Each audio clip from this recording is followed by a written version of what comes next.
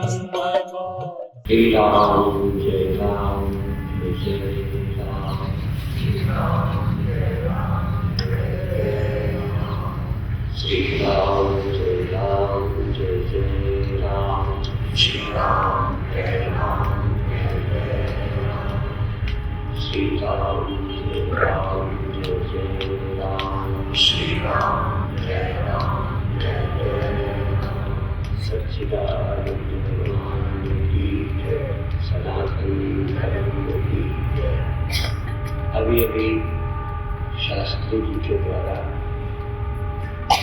जैसे कोई माला पीछे होती है, ऐसे वो आध्यात्मिक चर्चा कर, एक एक लाइन जैसे कोई पढ़ा है जिसमें कोई गलती की गुंजाइश। कभी कभी बोलने में इधर का उधर हो जाता है, पर उनकी बोलने की शैली बड़ी अच्छी है।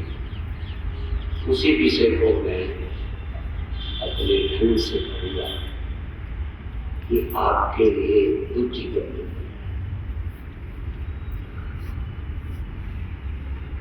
आप क्या है? पहला अनुभव आपका कि आप दे। मुख्य अधिकतर लोगों का मुख्य जैसे वाच्यार्थ और लक्ष्य तो पद मैं पद वाच्य आपका दे। मैं दे मैं इतने वर्ष का हूं, ये मुख्य सोच, मुख्य। दूसरी अज्ञानी की दो ही मुख्य हो सकती, या तो देह में या फिर जीव में। तो यह कहीं की खिचड़ी में स्पष्ट नहीं है। देह भी मान लेते हैं, जीव भी मान लेते हैं। देह मान के भी बोलने सोचने लगते हैं, जीव मान के भी सोचते हैं। जीव मान के सोचते हैं आगे हमको क्या होगा, कहाँ जाएंगे, फल भोगना पड़ेगा। एक तरफ से मान के मर जाने वाला बिना, पर यदि दुख में जीव में आ जाए तो मरोगे नहीं। जन्म तो ले सकते हो, पर मैं मर जाऊंगा ये तो सोचना ही गलत। जैसा कि अभी सुन रहे थे भाषण से नाम यथा विहाय, जीव हो तो देह छोड़ो, और देह हो तो बहुत ही 100% मूलता है। 100% देह से आपको दुख मिलते हैं। हमें तो कष्ट कार से भी मिलता है, आराम भी मिलता है, कष्ट और कष्ट भी मिलता है। इस शरीर में बैठे बैठे कभी कभी कष्ट भी मिलता है, कभी आराम भी मिलता है। और इस शरीर में रहते रहते आपकी 3 अवस्थाएं होती हैं। तुम्हारे इस देह की 3 अवस्थाएं होती है। एक है बचपन, दूसरी है जवानी, तीसरी है बुढ़ापा और प्रारंभ और अंत। शरीर का प्रारंभ, शरीर का अंत और शरीर की 3 अवस्थाएं ये होती। और तुम बचपन में भी इसे मैं कहते रहे, बल्कि इसके जन्म को मेरा जन्म कहते हैं, इसके बचपन को अपना बचपन कहते हैं, इसकी जवानी को अपनी जवानी कहते हैं, इसके बुढ़ापे को भी अपना बुढ़ापा माना और इसके अंत को अपना अंत मानते हैं। पर इस भीतर रहने वाले तुम भी, बाहर रहने वाला तुम देह, भीतर रहने वाला तुम जीव, उसकी भी 3 अवस्थाएं होती। जागृत अवस्था, चाहे बचपन रहा हो, इसको मैं कब समझा था, जागृत में। जवानी में इसको मैं समझा, बुढ़ापे में इसको मैं समझा, और इसकी मृत्यु को मैं समझा, इसके जन्म को मैं समझा। जितनी देर मैं सोया हूं मैं, उतनी देर देह से मेरा कोई रिश्ता नहीं। और जब देह से नहीं तो देह के रिश्ते में जो थी उनसे नहीं। मैं अक्सर कहा करता हूं कि तुम्हारी पत्नी से तलाक हो जाए तो पत्नी के परिवार के तुम्हारे क्या लगते, और पत्नी तुम्हारी रहे तो पत्नी के पिता, पत्नी की माँ, पत्नी के भाई तुम्हारे कुछ लगते। तो जब तक जागृत में देह से रिश्ता है तब तक देह के संबंधित मकान के, परिवार के, धन के भी रिश्ते हैं। केवल देह का रिश्ता जिस समय छूटता है नींद में तो बाहर का कोई तुम्हारा नहीं लगता, इसीलिए उस समय बड़ा विश्राम लेता है। इस देह के रिलेशन से बड़ी समस्या है। शादी करते ही यदि पत्नी दुखी करे तो बुरे लगो, ये देह भी तुम्हें दुखी भी करता है। कई बार रिश्तेदारों से मिलाता भी है, सबसे मिलाया देह ने तुमको, और तुमको ही इसके वियोग का भय देता रहता है। तुम जीव को मुख्य मानकर सोचते हो और हम सब लोग तुमको जीव मान करके उपदेश करते हैं।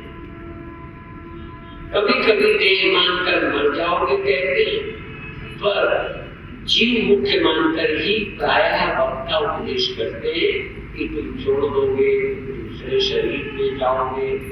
जागृत में तुम इस शरीर को मैं समझ के दुखी हो, स्वप्न में उस देह को, और सुषुप्ति में तुम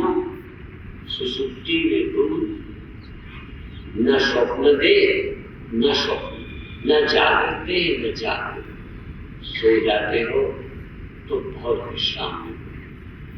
ये तुम क्या है? ये भी तुम बच्चे हैं। लक्ष्य तुम नहीं है, लक्ष्यार्थ तो कूटस्थ साक्षी है, वाच्यर्थ है जीव, जागने वाला।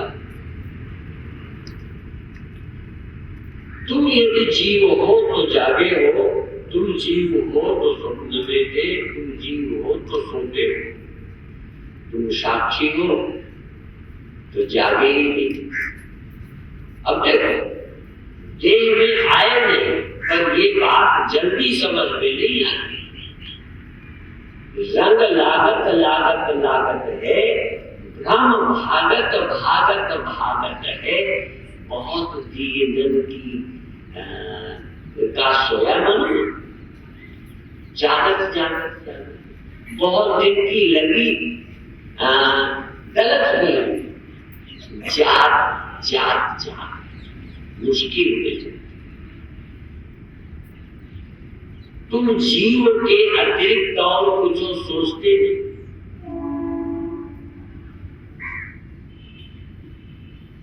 अर्थात तुम्हारा अहम जागृत स्वप्न सुषुप्ति में है। इसीलिए देहाध्यास नहीं, या तो तीनों देहों का अध्यास या कहूं मुख्य है जीवाध्यास। तुम देह में आए तो दुख भोगने लगे, सुख भोगने लगे। जागृत अवस्था में स्थूल भोगों को तुम भोगते हो, स्वप्नावस्था में सूक्ष्म भोगों को तुम भोगते हो, सुषुप्ति में बिना विषयों के आनंद भुक हो, आनंद के भोगता हो। जागृत स्वप्न में केवल सुख नहीं दुख भी भोगते हो। ऐसा एक आदमी ढूंढ के लाओ जो सुख भोगता हो, दुख न भोगता, एक भी ढूंढा। नास्तिक हो, आस्तिक हो, साधु हो, महात्मा हो,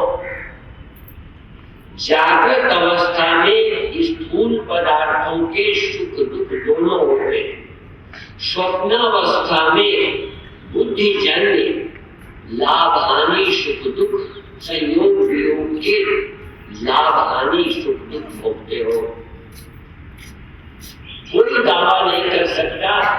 जागृत में मुझे सुख मिलता है, दुख नहीं। जीने का लाभ ही मिलता है, मरने का ख्याल नहीं। लाभ ही लाभ दिखता है, हानि नहीं। ऐसे श्लोक में सिर्फ स्थूल और सूक्ष्मता करके सुख और दुख दोनों रहते हैं। सुषुप्ति एक ऐसी है जिसमें दुख नहीं होता। जिसको सुषुप्ति में दुख हुआ हो, अर्थात पदार्थ बुद्धि न रहते, अहम बुद्धि न रहते, अहम अहंकार का, जीव भाव का और देह का विलय होते ही आनंद दुख, वहां सुख दुख का जोड़ा नहीं, हानि लाभ नहीं, इच्छा प्राप्त और प्राप्ति के वियोग का भय नहीं। जागृत में मिला दे वियोग का भय, स्वप्न में भी है। सुषुप्ति में किसकी प्राप्ति और किसकी अप्राप्ति, किसकी प्राप्ति के खो जाने का डर और कौन सी चीज है जिसके अप्राप्ति की कामना। निद्रा में बताओ, अभी बार बार हमारे शास्त्री जी कह रहे थे सबका अनुभव। पहले तुम्हारे अनुभव को ही हम प्रामाणिक मानकर कह रहे, तुम्हारा अनुभव, मेरा तो है, तुम्हारा भी। गहरी नींद में कोई भी अपना अनुभव बताए क्या दुख। गरीब की थी, अमीर थे, अमीरे के छिन जाने का डर था। मिनिस्टर थे, आगे मिनिस्टर में रहने का भय, चिंता थी। वीतराग भय क्रोधा स्थिति बुरी उच्चते, अप्राप्त की कामना, प्राप्ति की इच्छा, अप्राप्त की कामना, प्राप्ति के जाने का भय, अप्राप्त की खो जाने का शोक। तीन निद्रा में नहीं रहते। शब्द याद रखें, जो कि शास्त्री जी ने गड़ी पिरोई, मैं भी कोशिश करूंगा कि कोई शब्द चूक जाता। जागृत में प्राप्ति की कामना, ये कह रहे थे ना कि ये तो प्राप्त ही है। जागृत में भी बहुत कुछ है जो प्राप्त नहीं है। किसी को लड़का प्राप्त नहीं, उन्होंने कहा था प्राप्त है, तो प्राप्त है उसके खो जाने का डर, और जो प्राप्त नहीं है उसके पाने की कामना है। ऐसा कोई नहीं है कि अप्राप्त की प्राप्ति की कामना नहीं। इतना मैं जोड़ दे रहा हूं शास्त्री जी के प्रवचन। किसी को पत्नी प्राप्त नहीं, किसी को बेटा प्राप्त नहीं, किसी को राज्य प्राप्त नहीं, किसी को स्वास्थ्य प्राप्त नहीं। तो अप्राप्त की कामना है, अप्राप्त के चले जाने का है। और जो प्राप्त चला गया है उसकी याद आके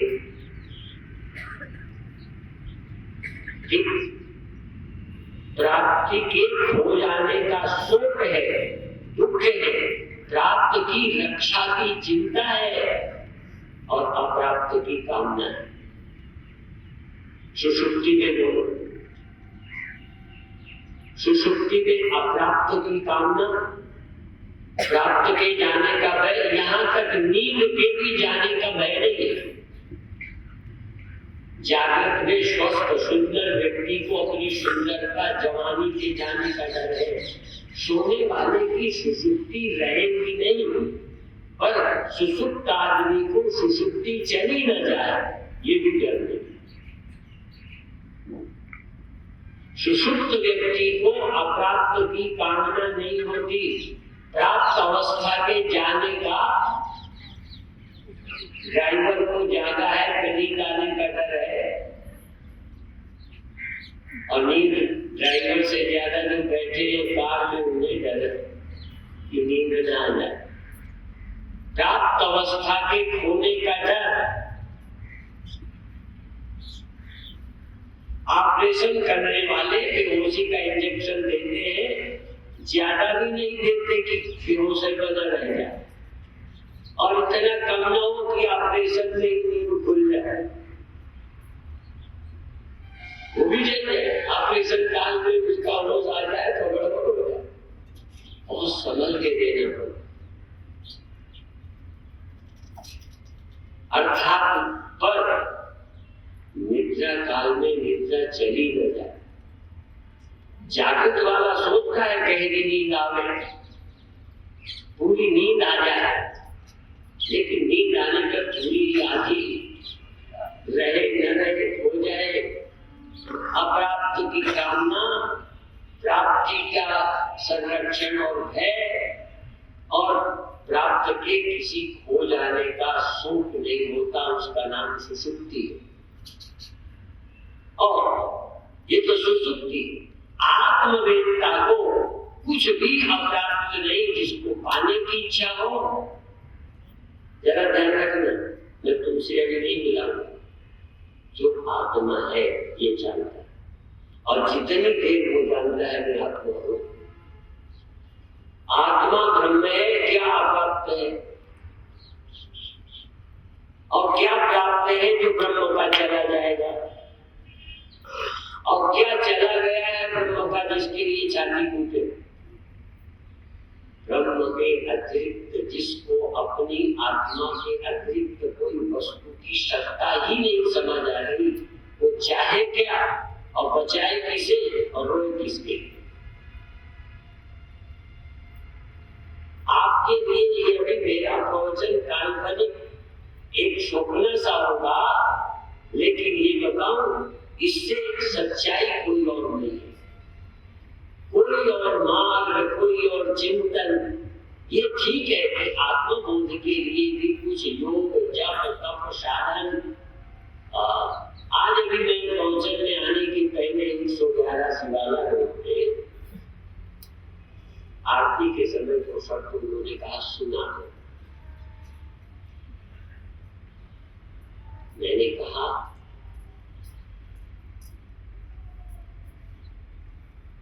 जैसे औषधि का एक अपना सामर्थ्य, वो किसी रोग के नष्ट करने की शक्ति रखती है, वो रोग में दवा लो ठीक हो जाएगा। सिर्फ रोगी की कामना ही नहीं, रोगी की भावना से ही नहीं, औषधि की एक सामर्थ्य है। ऐसे ही कुछ पदार्थों की सामर्थ्य होती है।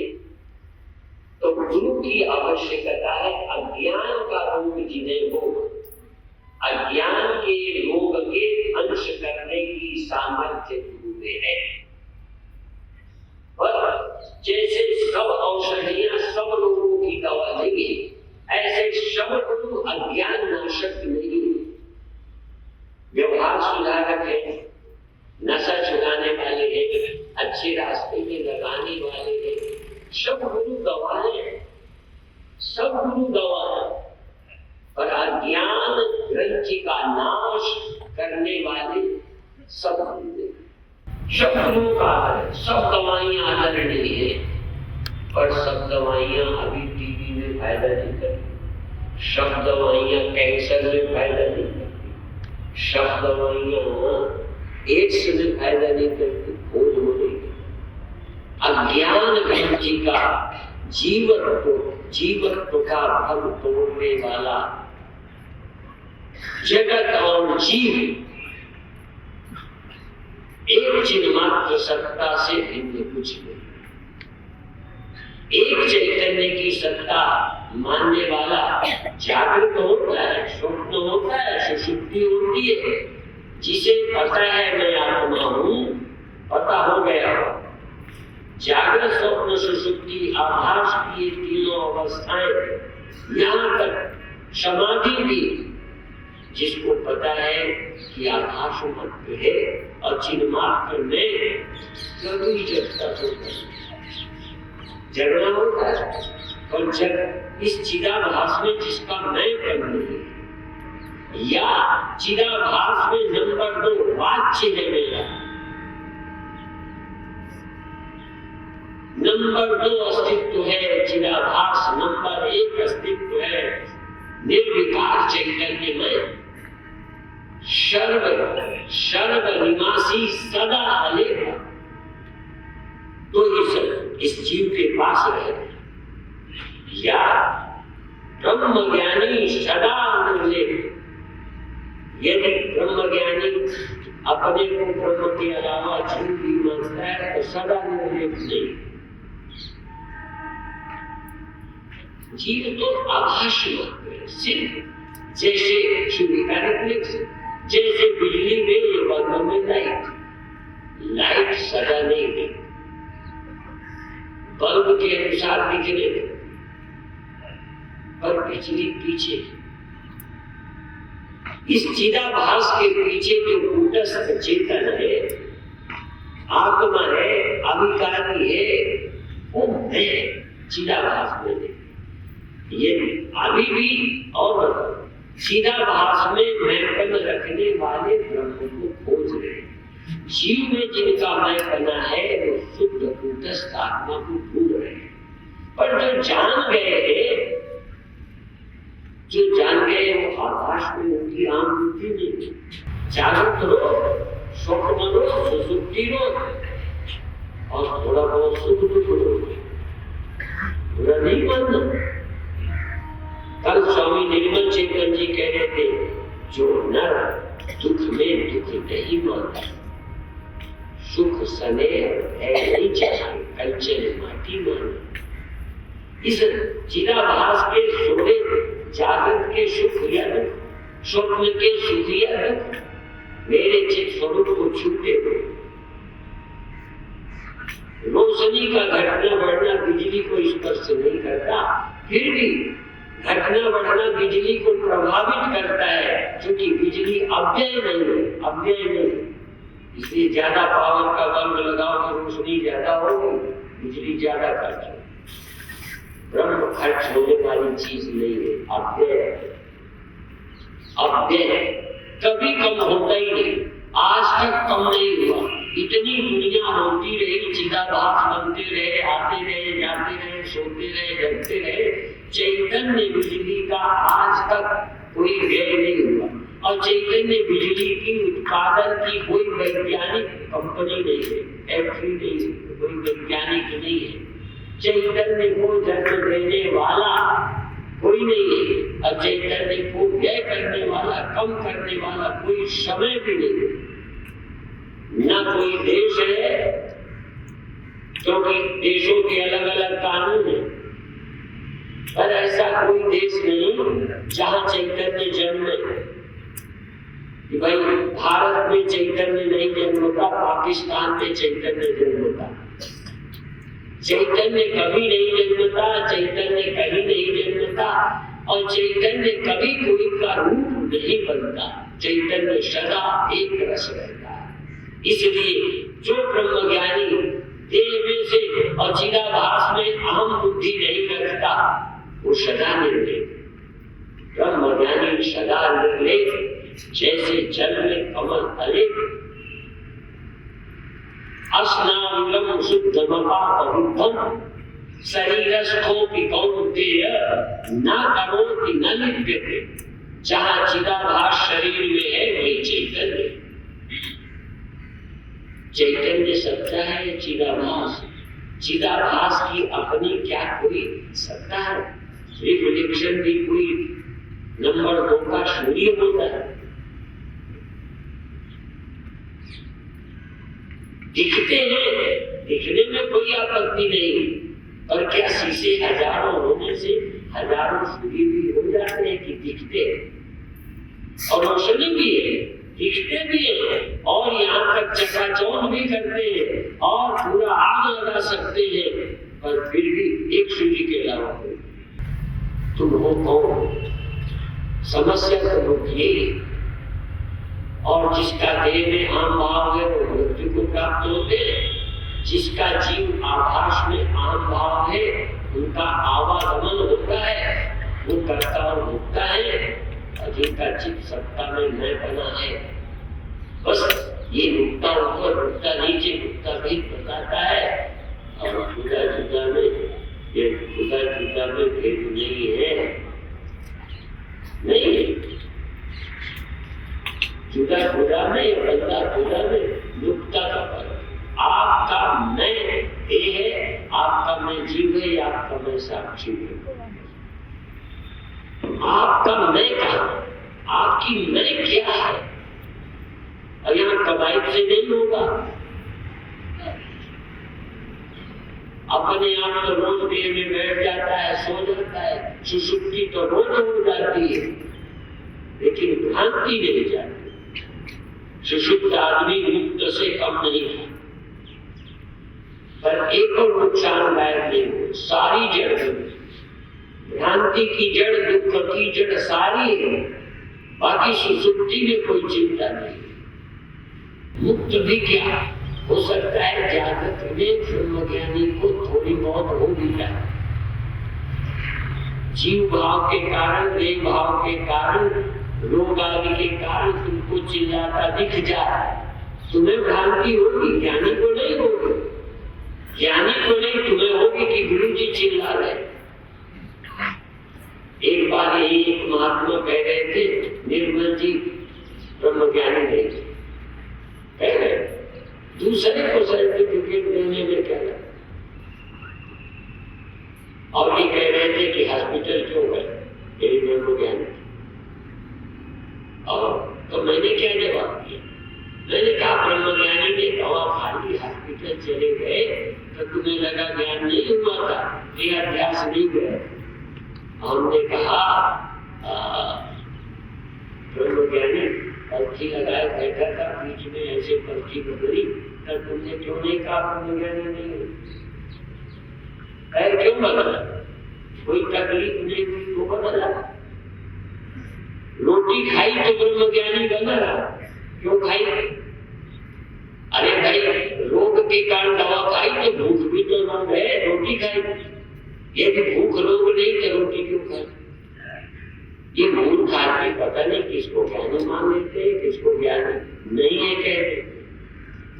मैं उस साधु को खूब फटकारा, वो आम आदमी नहीं, साधु था। कई बार पढ़े पढ़ाए ब्रह्मज्ञानी, पढ़े रोटी रख लेंगे, ये नहीं होता ज्ञानी, क्यों नहीं होता?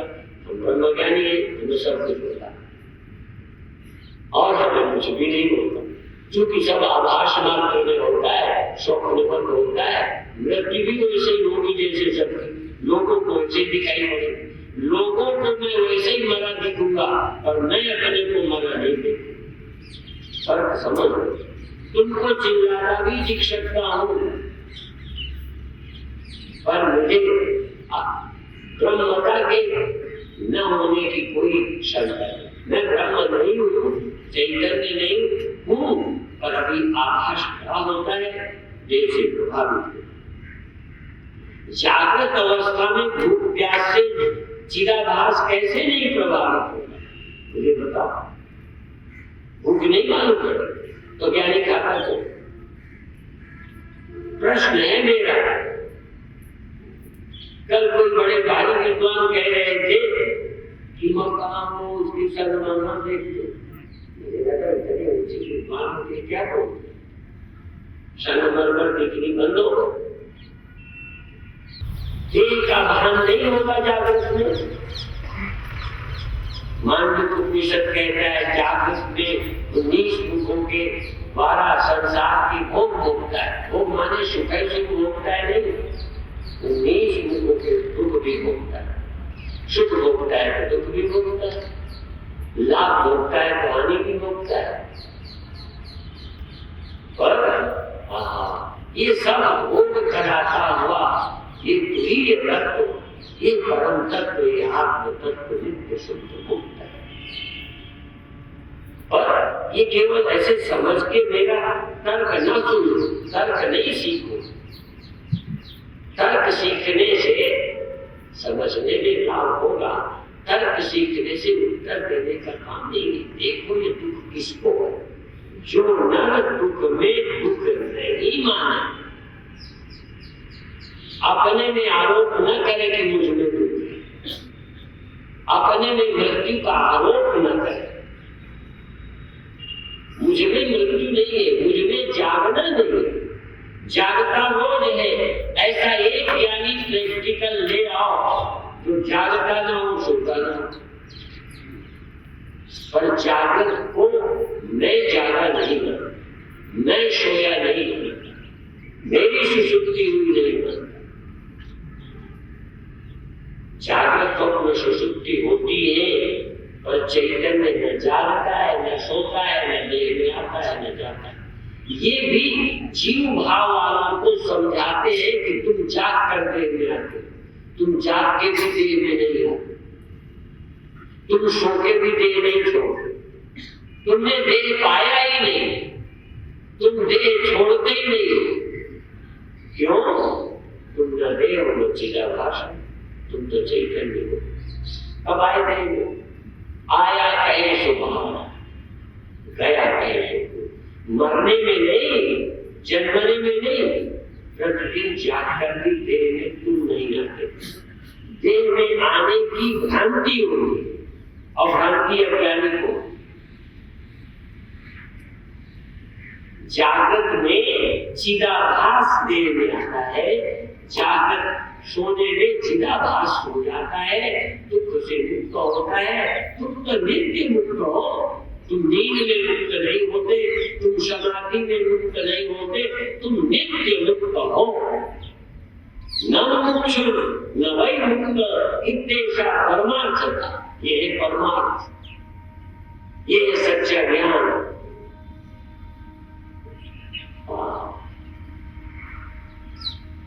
बहुत खुशी होती है वेदांत सुना,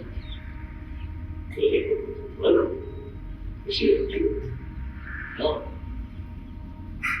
मृत्यु देरी होती ही नहीं, जागना सोना मुझ शुद्ध चित्त में नहीं है, आकाश मानी है। जागृत स्वप्न सुषुप्ति है मुक्ति की अवस्था। अब ये तो तुम कोई कीर्तन याद कर रहे हैं, तो कल को हमारे यहाँ छोटे छोटे बच्चे भी जागृत स्वप्न सुषुप्ति है मुक्ति की अवस्था। पर ये तत्व से विवेक पूर्वक निर्णय हो जाए कि मैं कौन हूं। इस मैं कौन को ठीक ठीक समझ लेने वाला और आत्मा की ब्रह्मता को समझ लेने वाला मुक्त, बस ये मुक्ति। इसीलिए ब्रह्म ज्ञानी समाधि में निकले, ऐसा नहीं कहा, समाधि के समय निकले। ब्रह्म ज्ञानी सुबह में निकले, नींद में निकले। ब्रह्म ज्ञानी ब्रह्म है, सदा निकले। ब्रह्म नहीं है तो कभी सुख में लिप्त है, कभी दुख में, अलिप्त है ही नहीं। अज्ञानी अलिप्त तो होता ही नहीं, या तो सुख में लिप्त है या दुख में लिप्त है, देह में लिप्त है, मौत भोग रहा है, कभी बच गया देह, कभी हॉस्पिटल से खुश होकर लौट। ब्रह्मज्ञानी किसी के बचने से खुश नहीं होता और किसी के मरने से दुखी नहीं होता, क्योंकि मरने वाला होने वाला वास्तविक नहीं है। वास्तविक मैं का जन्म नहीं, मृत्यु नहीं, आती नहीं, जाती नहीं, वास्तविक मैं। इसलिए ब्रह्मज्ञानी सदा निकले। इसलिए ब्रह्मज्ञानी को अब कोई अप्राप्त नहीं है, क्योंकि ब्रह्मज्ञानी की समझ में ब्रह्म के अतिरिक्त वास्तविक कोई सत्ता नहीं, एक ही सत्ता है, परम। पर विद्रामों का बदल समझाने वाले कई तरीके से समझाते हैं। सदैव सौम्य नमस्कार सिद्धि। ब्रह्मज्ञानी को ब्रह्म के अलावा और किसी वस्तु में सत्य बुद्धि नहीं। अगर सत्य बुद्धि नहीं है तो है नहीं रहेगा, या कुछ अन्य में सत्य बुद्धि नहीं है तो अब आ जाए मिल जाए, और कुछ ऐसा नहीं है ये नहीं रहने का खतरा है। जो सच्चिद आनंद अद्वैत मैं हूँ, उसके न पैदा होने का है न खोने का है, इसलिए अप्राप्त ऐसा कुछ रहता नहीं। इसलिए ब्रह्मज्ञानी अप्राप्त के पाने की कामना नहीं करता, प्राप्त की लक्ष्य की चिंता नहीं करता। और जो लोगों की समझ में चला गया है, ज्ञानी की समझ में है कुछ नहीं, इसलिए शोक नहीं करता। जब आप अंतःकरण की प्रधानता से सोचोगे तो देखो मुझे ये घड़ी नहीं मिले तो मैं चिंता करता हूँ, तो करता हूँ, टाइम देखता हूँ, रात को चलते कहीं जाएंगे तो तुम्हारी नहीं मिले तो और मैं ब्रह्म ज्ञानी नहीं हूँ।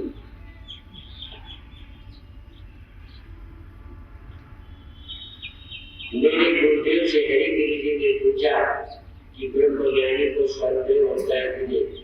उन्होंने कहा ब्रह्म होने में संदेह नहीं होता, ट्रेन मिलेगी कि नहीं संदेह।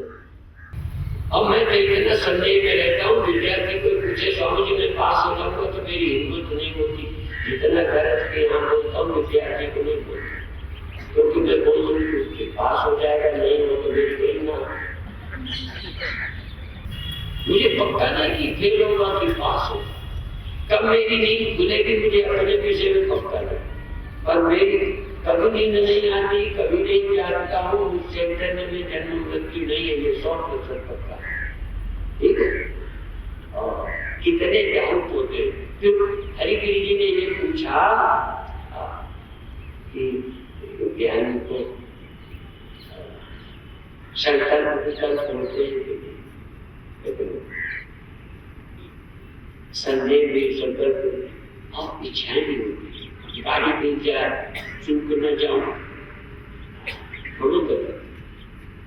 हम इतने सम्मेलनों में आते।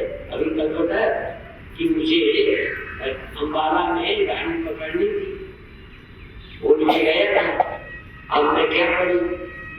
तो 11 बजे 9:15 के टाइम 10:15 नहीं है, कहेंगे 11:15 है, 11:15 तक कहीं बाहर आए, उन्होंने सोचा कहीं सब यही बन जाते हैं, तो हमने सर टाइम पे नहीं पहुंचूंगा तो कार से आना। देखो चिंता की, आने की व्यवस्था की, सब कुछ करता हूँ, पर मोक्ष के विषय में, अपने स्वरूप के विषय में कोई डाउट नहीं। मेरे ज्ञान का तो ये है प्रैक्टिकल।